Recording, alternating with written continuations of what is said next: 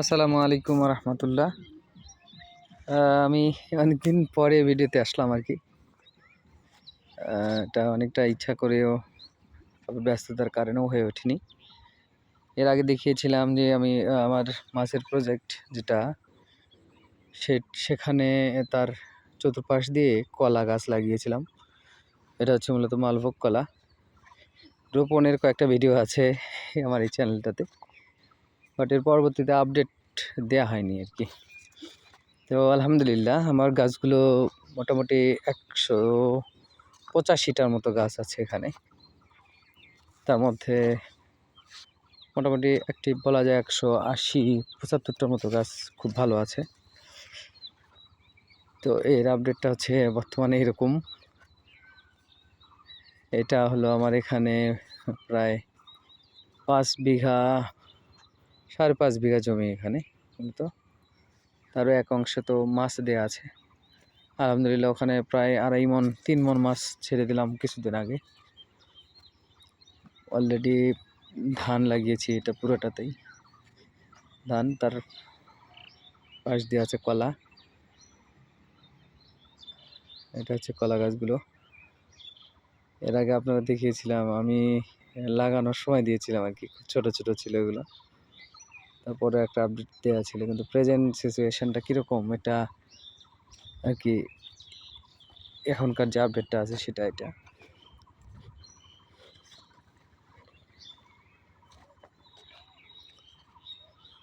তো পরন্তু বিকেলে একটু দেখতে আসলাম। এর আগে ধানের জমিতে সার দিয়েছিলাম। আসলে আমি এই চাষাবাদ সেক্টরটাতে প্রথম এবারই। এর আগে এগুলো আমার বাবা করতো। 2013 সালে আমার বাবা মারা যাওয়ার পরে এগুলোতে লিজ দেওয়া ছিল। আমি পার্সোনাল কারণেই বাহিরে ছিলাম মোটামুটিভাবে। তাও 13 বছরের উপরে একটা কোম্পানিতে চাকরি করলাম।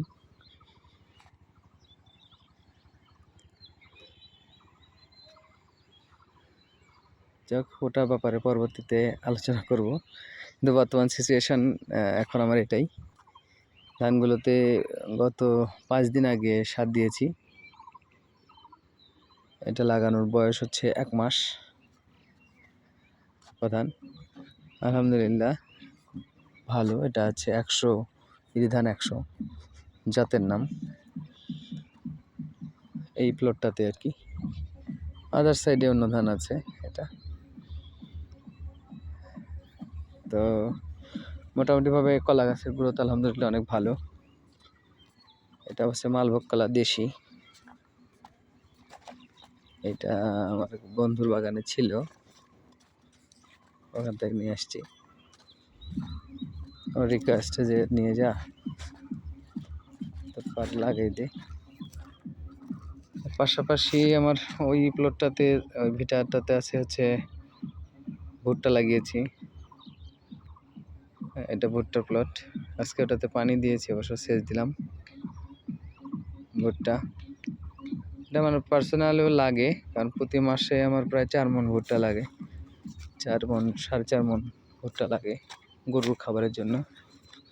ছোটো একটা গরুর প্রজেক্ট আছে, শুরু করতেছি মূলত ছোটো করে করে। যদি আমি এই পরিবেশটাতে অ্যাডজাস্টেড নই, কারণ আসলে এটা আমার কাছে সম্পূর্ণ নতুন।